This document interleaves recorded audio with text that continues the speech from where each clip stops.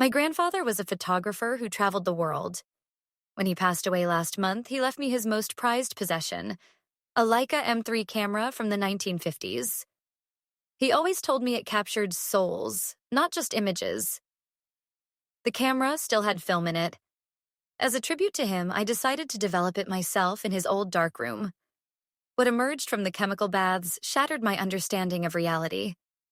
The first few photos were expected. Parisian streets in the 70s, Moroccan markets, my grandmother laughing in their garden. But then I saw her. My wife, Lena. Except it couldn't be her. The photo was dated 1978, 20 years before she was born. Yet there she was, unmistakably Lena, sitting at a cafe table in Rome looking exactly as she does now at 28. She was wearing the same silver locket I gave her on our wedding day. My hands trembled as I developed the rest. There were 12 photos total. In each one, it was Lena, sometimes laughing with my grandfather, sometimes looking pensively at the camera with that same slight head tilt she has when she's thinking.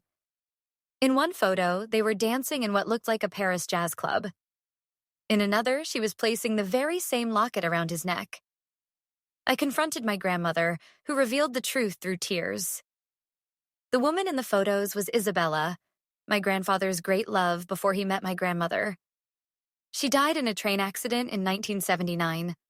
My grandfather never fully recovered. But why does she look exactly like Lena? I asked. My grandmother just shook her head. Some souls find their way back to us. That night, I showed Lena the photographs. She didn't seem surprised.